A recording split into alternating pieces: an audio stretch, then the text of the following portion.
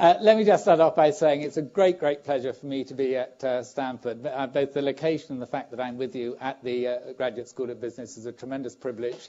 As you'll have heard from Dean Joss, I was never an MBA myself, but to come to an MBA environment and business school, any educational environment is a tremendous privilege. I have to say I envy you guys. I think this is just the most extraordinary campus, and it's really a great privilege to me to be here. I would also just like to say, if I may, particularly if there are any faculty in the room, and Dean, on behalf of you and your predecessors, I would, on behalf of McKinsey, like to say thank you to Stanford. Stanford has been an unbelievable source of talent and leadership for McKinsey over many, many years. Many have left McKinsey. They're in other leadership positions. But if I could say to all of you on behalf of your predecessors, a big thank you from McKinsey. It's just been a wonderful, wonderful privilege for us. Now, what I thought I'd like to do, just with those few words of background, is that there are two themes that I thought I'd like to talk to you about, particularly as this is sponsored by the GMP and the Graduate School of Business. I'd like to give you a sense of what, at least in my view, is on the minds of CEOs across the world. Not just in the US, not just in Europe, but this will include Japan, China, Southeast Asia, Brazil, Chile. One of the great curses of my life, but one of the great joys of my life, is I get to travel a lot. And I do get to meet a lot of CEOs. I don't know them always very well. Some are sitting in this room today. But I do get a sense of what's on their mind. And I talk to my colleagues a lot, who work with CEOs. Now, I just wanted to give you an idea of what the global themes that I think are on the minds of CEOs, and I think will be on their minds the next 3 or 4 years, independent of the unknowns that are going to happen. So give you a sense, if you look at the global context, what's on the mind of CEOs. And then, if I may, very, very briefly, just what I think it's going to mean for leadership skills going forward. And I think it's going to be different from what it has been in the last 10 years. And I hope that some of that will resonate with you, whatever you choose to do, whether you choose to go into business, public sector, banking, hedge funds, consulting. I hope some of those themes will resonate with you. I'll speak for about 20, 25 minutes, that's okay, and then throw it open for questions. And so if there's anything you want to pursue with me specifically, leave it to the questions. Now, before I do that, I was told that for some extraordinary reason, you'd like to know a little bit about me, apart from the glowing testimonial that Dean Joss gave in my love of cricket. So I will just spend a little bit of time talking about myself, not just because I like talking about myself, but partly I think it'll give you a sense about how I think about things. I also think it's very important whenever you hear anyone giving a point of view, what they think, where are they coming from? It's not a question we ask often enough. Where are you coming from? What's your background? What's your nationality? What's your experience? We're all of us victims of our own prejudice. So if I'll give you a little bit of a sense of my own prejudices so that you can put what I say into context. Now, as Dean said, I joined McKinsey when I was 28 years old. I'd worked in business. I had no MBA. I have to say that when I joined McKinsey, I did not know what DCF stood for. That was quite unusual, even in those days. If anything, McKinsey was even more technically minded. It was an experiment, and for the first 2 years of my life at McKinsey, I was told a bad experiment in recruiting non-MBAs. So I joined straight. I had no thoughts of being a consultant. I'd always thought my career would be either in business or in academics. By a series of flukes, and I think fluke and circumstance plays a large part in any of us lives. It certainly did with me. I joined McKinsey at 28. I frankly struggled the first 2 years. I always enjoyed it because I was learning so much. I was getting an MBA experience in 2 years as well as meeting some fabulous people. But gradually got the hang of it, decided this was the sort of environment that I liked. Not all my friends at the time did, but it suited me, partly because I'd worked in business and I was able to make a comparison. And I stayed through. I worked mostly in the consumer product sector. I led the consumer practice in McKinsey for 8 years. Well, we didn't have one. I started it. Actually, that's packaged goods and retail. Those are the industries I know well. I led that practice. I then led our marketing practice, and then I led the London office of McKinsey before, for reasons that I cannot possibly explain to you. My colleagues elected me managing director 2 years ago. Now, some of you will ask me, or have asked me already, what's it like being the CEO of McKinsey? And the answer is, A, I'm not a CEO. I am not a CEO. It is a professional partnership. Most of the people who have talked to you or will talk to you actually run companies. McKinsey is not a company, and I most certainly do not run it. It's a partnership. We have 290 directors, senior partners, and 600 junior partners, principals. So there are 900 people who own the company. They're the shareholders. But the ethos, at least of McKinsey, like most professional service firms, is an independent professional partnership. So if you ask me how many people report to me, the honest answer would be one, my assistant. Another answer would be 940. Another answer would be 290. So it's a very, very odd structure, partnership structure. I think sometimes try to be as being like a herder of cats. And so I'm not sure that I can, sort of give you a sort of what's it like being a CEO. I have a lot of authority, which I can use or abuse, and Lenny will tell me I do a bit of both sometimes. I have very little power. I have very little power indeed, which is unlike many, many CEOs. I happen to believe that I think a leadership characteristic in many organizations is moving from power towards authority, but in a partnership you depend solely on personal credibility and influence, and people saying, yeah, that sounds reasonable, we've got to get things done. So it's a different type of structure. It's around leading people. I won't go on too long, but I think it's a different type of role from most CEOs. The second point is, as Dean Joss mentioned, I've been elected, not appointed. So to an extent, it's a peer type role. And I have to recognize that. It's much more like a political process in that sense. It's an election rather than an appointment. So having acknowledged that what I do is sort of rather different from the normal CEOs or the normal leaders that you will see, nevertheless, I think what I have to deal with are very similar to people who actually run organizations, whether they're in the public sector, the not-for-profit space, or in companies. And let me just give you the four things that I focus on, which I think, having watched CEOs, is what practically all CEOs or leaders of academic institutions or leaders of civil service departments also have to worry about. So my point is, although what I am is very different, actually what I have to do through a different form is quite similar. Number one, setting the culture. In my case, reaffirming the culture. I think all leaders of organizations, whatever they are, have to think first and foremost about setting the culture that they want for their organization. Number two, identifying, appointing, and building the leadership team. Again, I think this is a generic skill that you have to do. How do you appoint and develop the leadership team? Although people don't report to me, I do have the power of appointment. Who runs the West Coast practice? Who runs our private equity practice? Who's going to oversee recruiting? Who's going to drive our initiative to improve the retention of women in McKinsey, for example? All of these I have power of appointment. So those appointments and building the team is something I have to do. Again, I think very similar to what most CEOs have to do. Number three, telling the story. I think Steve Ballmer has spoken to you. He talked about being the cheerleader. Pick your language. I know exactly what he means. Telling the story. In McKinsey's case, it's mostly internal. One of the things I thank God for is that I don't have to deal with investors and analysts. I just do not have to deal with them. Our investors and analysts are my colleagues. Sometimes that can be even tougher. You can get tougher questioning, but I know them. And I can look everyone in the face I know individually. So that's telling the story about what you're trying to do, what the firm is trying to do, talking to new recruits, talking to people leaving the firm, talking to the partners, talking to clients. Telling the story is what I call it. Being the cheerleader is number three. And then the final one is defining the priorities, defining the themes that are going to shape my time as the managing director. This, if it was in corporate speak, it would be the strategic agenda. And there's lots of different words that you can use. I use the word themes. What are the themes that we're going to focus on? So the tasks that I actually spend my time on are setting, in my case, reaffirming the culture, appointing and building the leadership team, telling the story, and then just defining the priorities. Very quickly, for those of you that might be interested in McKinsey as an institution, I won't spend much time talking about McKinsey, don't panic. For those of you who are not at all interested in it, just what are the themes that I have chosen?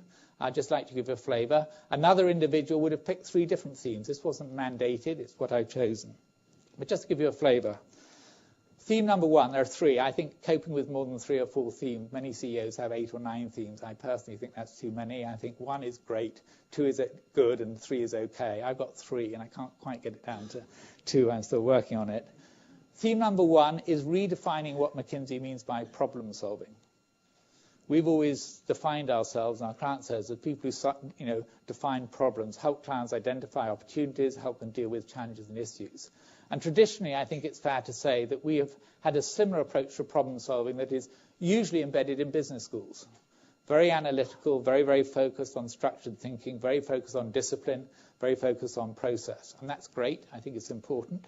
My belief, and I think many of my colleagues' belief, is that that is no longer enough. And that we have to spend much more attention on the softer or the people sides of problem solving. Why do people do what they do? Why do companies make the decisions that they do? What's going on in people's lives which will affect how motivated they are to do the rational thing? We all know, and you all have read, and believe me, it's true, 50% of decisions that are made are not rationally rational. So why do they go on happening? And there's practically always a good reason. And practically always a good reason is somebody on two legs, or people on two legs. So theme number one is how can we incorporate a deeper understanding of what motivates behavior, good and bad. Some of the things that motivate decisions may not be very good, but spending a lot more time understanding that side alongside our traditional analytical and process skills is something I feel very, very passionately about. I don't think it's a redefinition of what we do. It's about problem solving, but it's bringing this aspect into what we do, which means we have to change our behaviors, how much time we spend with clients, how human we are as people. The language I use for that is IQ, CQ, RQ. IQ, you'll understand, that's intelligence, insight, ideas. Traditionally, what firms like us, are associated with. CQ is what I call capability and competence. This is where McKinsey has been investing very heavily for the last 5 years. Deep marketing knowledge, deep corporate finance knowledge, deep IT knowledge, deep understanding of how processes work, really understanding how offshoring works, just to pick some examples. These are competencies. In my view, the days of pure generalist management and pure generalist consulting are over. It's both specialized knowledge and integrative. I think we spotted that quite some time ago. That we have to continue. And the final Q is RQ. It's what I call relational quotient. And I don't mean just getting on with people, being nice and being able to drink a couple of gin and tonics with people. I don't mean that. I mean understanding how people relate to you, to each other, to their company, and to decisions. So it's a part of the company ethos, our client's ethos. So that's theme number one, IQ, CQ, RQ, trying to redefine and broaden the definition of problem solving. I believe if we can do that, I think it'll lead to better outcomes for our clients and I think more motivation and satisfaction for our people. Theme number two is Asia. Asia. You'll have heard that before. This is not the most staggering insight in the world. Everybody knows it's important, but knowing it's important and making it happen is something different. McKinsey's been in Asia for a long time. We opened up in China in 1993, long before any other professional services firm, and we huffed and puffed and we struggled and hit our head against a brick wall. For example, we've been in India for a long time, we've been in Japan for a long time, but we really are doubling down. Just an example on that, we've had 16 partners move to Shanghai in the last 15 months. So really, really getting serious about Asia. I don't need to tell you why we're doing that. You know better than I do. But really, really getting serious about that. And I'll come on to this. It actually has a lot of challenges for culture, how you think about things and how you do things. You all know about GDP moving eastwards, all that stuff. You all know about China and India. It's going to have far, far bigger implications in the way organizations are run, in my view, than anybody's yet realized. The final theme on my agenda, before I go on to talk about the purpose of this talk, is innovation. Innovation. McKinsey is quite good at talking to clients about their need to innovate. We haven't always, being frank with you, been quite as good at ourselves. We are really looking at challenging our orthodoxies of the way we do things. Two particular areas I'd pick on. One is our people, how we serve clients, how we deal with people.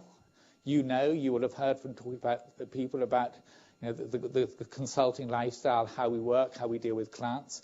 We're going to really, really tackle that head on. And a lot of that is innovating in the way we work, using technology, using flexibility. If any profession could and should be flexible, it's consulting. People can come in and out. We know it's very difficult for a law firm or a taxation department or people at offshore engineering to be flexible. We can be. And so making flexibility really work is something we're going to do. Making diversity a reality.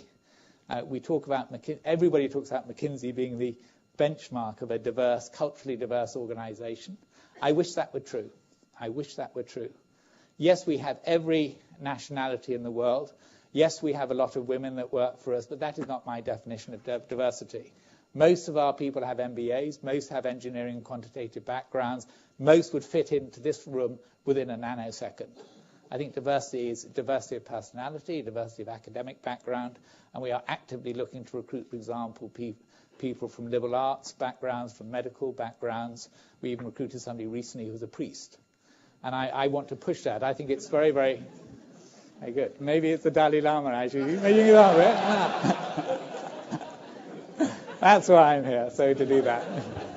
So diversity to me is a lot more than women in different races. I think it goes culturally. I think it goes the way people think. People's academic backgrounds has a huge influence on the way we think. We're really, really pushing that very hard. Second point of innovation, and I'll shut up, is knowledge. We are a knowledge institution. We're probably more like an academic institution than we are like a business. We invest hugely in knowledge development. We're often cited as a role model for knowledge development. If that is true, God help everybody else. That's all I can say. And we are really, really looking at that very seriously. One thing that we have not yet responded to, and we had the most fascinating lecture from a professor of psychology, is how the internet and how teenagers learn and communicate with each other. I don't know if you watch how people blog and exchange information. We're looking to apply that to the knowledge base so that you build knowledge through interaction, preferably personal, but through technology. These sorts of technique of knowledge exchange we're really working on, and we invest massively here. I just want to give you a flavour of that. And then finally, we're going to get a bit more sassy about the way we deal with clients. And we have a very, very methodical, very disciplined, extremely professional approach. We're going to experiment with new ways of the way we work with clients, how we communicate with them, how we relate to them, how we use different problem-solving approaches. So just to give you just one person, in my case, Managing Director McKinsey, view of the themes that I have. When you hear other CEOs, I'm sure they talked about themes. It's about redefining problem-solving, broadening it, really doubling down on Asia, and focusing on innovation, particularly on the way we handle our people and particularly in terms of knowledge development. Now, that's just a little bit of a long introduction, but I hope it gives you a sense of sort of where I come from, the things that I worry about. Now, let me just move briefly on to the main core of what I wanted to say to you, which is what's on the mind of global CEOs, and what do I think will be on the mind of global CEOs. There are 5 themes. I'm not going to spend much time on them. I'm just going to list them. If any of them intrigue you, perhaps you can expand on them in the questions. Theme number 1, strategy is back. Strategy is back. Now, strategy, I've always thought, is a cyclical thing. I think most themes in business are cyclical. 3 years ago, strategy was dead. Who needs strategy? It's a waste of time. You can't predict anything. There was a lot of nonsense going on about strategy 3 years ago. There's a lot of nonsense going on about strategy now, about it's all about strategy again. That's not true either. All I'm saying is there is a time for strategy and there's a time for implementation. There's a time for growth. There's a time for cost cutting. There's a time in the cycle of companies and industries. Now is the time, and I think it's going to go on, unless there's a real economic crash, for really rethinking about strategy, and specifically the basics of strategy of where and how to operate, not compete. I'll come on to that, how to operate. What's driving that? Every country I go into the world, virtually every CEO I talk to, the 2 themes that they are worried about is growth, not margin, not cost, it's growth, but this time related to that is risk. How much risk are they prepared to take in order to grow, and how do they deal with the financial community? And these virtually everywhere. It doesn't matter if you're in Japan or in China or in a family business in Southeast Asia or in Brazil, that keeps coming through. There's a lot of empirical evidence that says growth is the ultimate determinant, not just of value, but also of survival. There's a lot of pressure on companies to grow. And it's this growth-risk trade-off which I think is absolutely the nexus.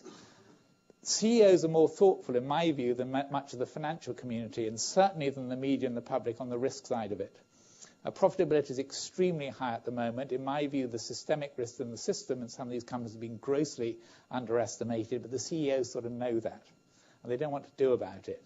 Most of them do not want to go to the investors and say, yes, I know we're doing very well, but really it's much riskier than you think. You just don't do that and watch your sound price. But they do worry about it a lot. And the other thing that's linked to it, which I think is not talked to much, and I think has gone outside the academic agenda as well, is time frames.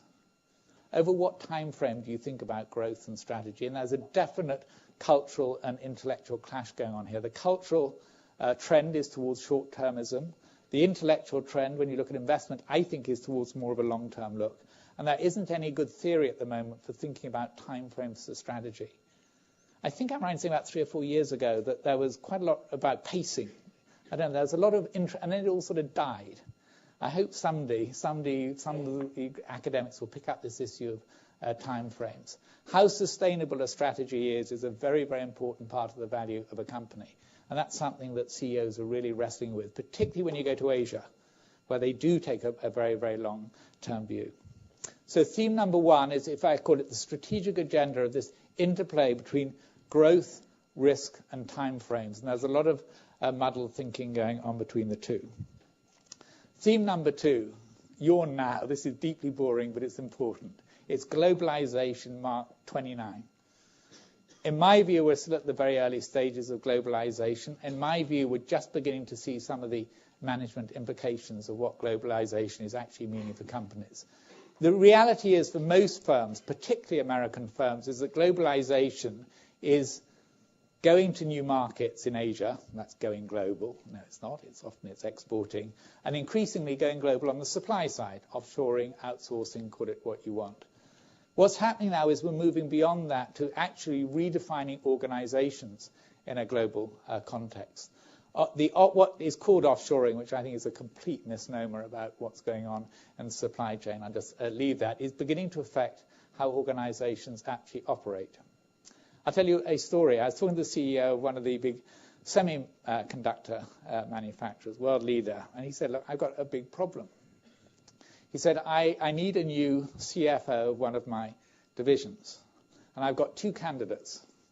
One is in the US, gets paid $750,000 a year, plus, and you know plus in the States normally means 3 times that. And the other candidate is in India, and he gets paid $40,000. And I think the Indian person is better. What do I do? Easy, you promote the best one. But think about it. So if I promote the Indian, and then what do I pay him? $3 million or $60,000? If I pay him $3 million, what does that say to the organization, of whom there are 3,000 in India? If I don't, how can I say you're a member of the top management team? What do I do? So we're beginning to see that, and this is going to happen. This is now finance. It's going to happen in HR. It's going to happen in marketing, production. This is a company that had 60% of its sales were global, but the culture and the history of the company was 100% American. And they're going to confront very, very fundamental issues, in this case, compensation and team. There was one person on his board, and it was a token person who was non-American. We're going to see some massive challenges coming out, some of them so big that I think you'll see some companies being forced to withdraw from being as international as they'd like because they can't cope with it organizationally. Massive, massive issue. So let me just say, globalization, don't just think of it in terms of markets and supply chains. That's obvious. Everyone's got that. Offshoring, it's the second and like everything in management, it's the second and third order consequences where things get really interesting. And this is going to get very, very interesting. Third point, deeply obvious, but again, apologies for raising it. It is absolutely crucial, is technology. Technology is an enduring issue, again, like globalization, particularly E and on the internet. Everything that was promised on the internet in 1997 turned out to be true. The only people who got really burned were the financial community. Everything else in terms of impact on business, in terms of organizations, turned out to be true. It is absolutely fundamentally transforming the way business is done. Again, I'm sure you've been told this often, but when you see what I do and see, it really is. Transformation means something. When you see what it's doing, it is fundamental. And the biggest impact, which again has not yet been seen, is what it does to human behaviors. At the moment, it's transformed processes and it's transformed distribution possibilities through channels. But the human dimension is only now just being understood. You're seeing organizations with very strong cultures unwinding because of their dependence on technology. They're doing incredibly well, some of them, because they're dependent on technologies, but their cultures are unwinding because the human glue has been replaced by technology. This matters if you want to be an enduring organization. So that's theme number 3, a fresh look at technology, which goes way beyond the usual approaches, using it to optimize processes, second, third order consequences. Again, a lot of it comes back to organization. Fourth one, capabilities. This is particularly the hot theme in Asia. It is not, to talk to this group about capabilities is unfair. You do not represent the world. Please remember that. You do not represent the world. You represent a very, very, very small and privileged part of the world. Capabilities, not just talent, not just intellect, but deep knowledge, whether it's about marketing, about finance, is a massive problem, particularly in very fast-growing economies like India and China, also in Russia, Central and Eastern Europe. Also, I would suggest in the States as well. There is a huge capability deficiency. People often talk about the biggest stumbling block to growth in China is resources and environmental pressures. It's not. Every CEO I talk to there says we are short of management, particularly general management, particularly commercial management, particularly financial and marketing people. It's people. There's going to be a tremendous, tremendous focus on capabilities. It's a wonderful time for you to be in the talent pool at the moment. And I think this is at the beginning, not at the end, particularly when you look at the Asian economies. And by capabilities, I don't mean just very bright people. That's the talent side. It's no good being great at tennis if you should be playing cricket. So this is about getting the right capabilities in the right place and time. And many companies have very skewed capabilities. I've mentioned China. I think it's true in many technology companies in the US have great technical capabilities, very weak marketing skills. In China, they have tremendous engineering talent. The output of PhDs in China is greater than that of the US and Europe put together every year.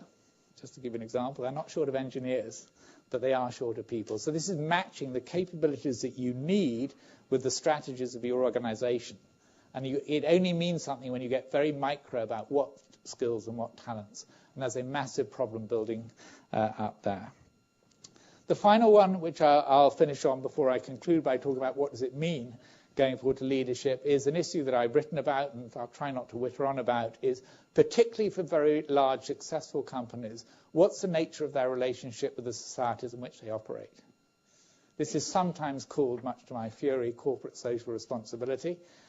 You know what I'm talking about. But the relationship of successful companies to the societies in which they operate. And this is particularly, this is societies as citizens, societies as governments, societies as regulators. What is the role? How do they interface with them? How do they influence them? How they influenced by them is a massive, massive issue. And it's not just a Western NGO thing. This is a big issue, and I think it's going to become a huge issue in Japan, in China, and in India as well. It's a massive business problem, this. It's a massive business opportunity as well.